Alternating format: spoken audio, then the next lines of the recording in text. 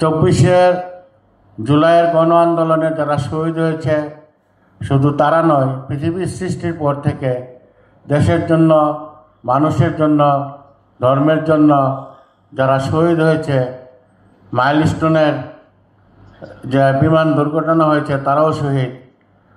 সবাইকে যেন আল্লাহ শহীদ মর্যাদা দান করেন, তাদের আত্মার মাগফিরাত কামনা করছি। আর একটি কথা বলবো, আগামী দিনে অতীতের শিক্ষা নিয়ে আমাদেরকে পথ চলতে হবে।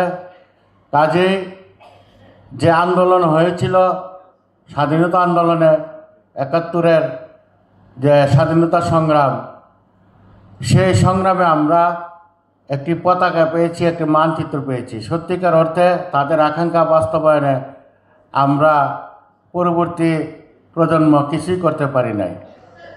বিগত রাজনীতিবিদরা এদেশের তাদের আকাঙ্ক্ষা বাস্তবায়নের জন্য সত্যিকার একটা পথ চলার, সত্যিকার চেতনা বাস্তবায়নের জন্য কিছুই করতে পারে নাই।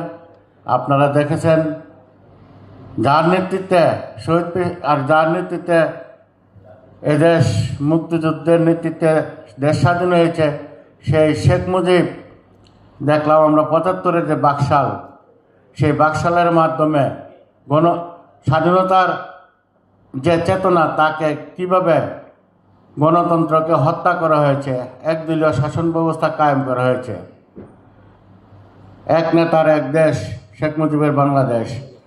স্বাধীনতার সময় আমরা তার একটা রূপ দেখেছি, কিন্তু স্বাধীনতার পর 75-এর যে বাকশাল, তার মাধ্যমে আরেকটা রূপ দেখেছি। আসলে ভিতরে একটা বাইরে একটা, এই রূপ আমরা দেখতে চাই না। 90-এর গণ অভ্যুত্থানে আমরা যে ফসল পেয়েছিলাম, 3 দলীয় রূপরেখার, 3 দলীয় জোটের মাধ্যমে আমরা যে বিশেষ করে একটা নিরপেক্ষ নির্বাচন, সবার গ্রহণযোগ্য নির্বাচন, সেই নির্বাচনের রূপরেখা কিভাবে ভুলুণ্ঠিত হয়েছে এদেশে, আমরা তখন স্থায়ী কোনো সমাধান করতে পারি নাই। তাই আমি বলবো, সময়ের 1 পুর, অসময়ের 10 পুর।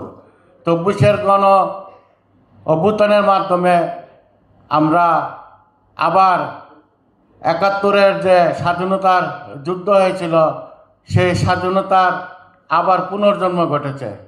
আমি বলবো, মহান স্বাধীনতা সংগ্রামের সাথে কোনো তুলনা হয় নাই, কিন্তু এই 24-এর গণ অভ্যুত্থানে আবার তা পুনর্জাগরণ ঘটেছে। আপনারা বিশেষ করে যারা গবেষক, রাজনীতিবিদ, বুদ্ধিজীবী, আমি আপনাদের কাছে আহ্বান জানাবো, আগামী দিনে যেন বিগত দিনে যে আন্দোলন হয়েছে, সেই আন্দোলনের মতো আবারও যেন আন্দোলন না হয়, কারো কোনো মায়ের বুক খালি না হয়।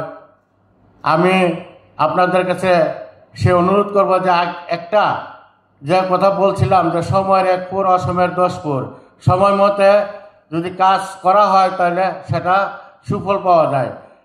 বর্তমানে যে সময়, এই সময়ে যদি আপনারা একটা স্থায়ী সংস্কার করেন, অন্তত এদেশের স্বাধীনতা এবং 24-এর অভ্যুত্থানের যে চেতনা, সেই চেতনা যেন আগামী দিনে ভুলুণ্ঠিত না হয়, ব্যাহত না হয়ে যায়, তাই একটি স্থায়ী সংস্কার এবং তাদের বিচারের প্রক্রিয়া ধারাবাহিকতা সৃষ্টি করে আগামী দিনে যে 26 ফেব্রুয়ারি মাসে যে নির্বাচন হবে, সেই নির্বাচন যদি আমরা করতে পারি, তাহলে এদেশে একটি এদেশের একটি সম্ভাবনাময় পথ চলা হবে, সেই আশাবাদ ব্যক্ত করছি। এবং আপনাদেরকে আবার আমি ধন্যবাদ জানিয়ে আমার বক্তব্য এখানে শেষ করছি। আল্লাহ হাফেজ, ধন্যবাদ।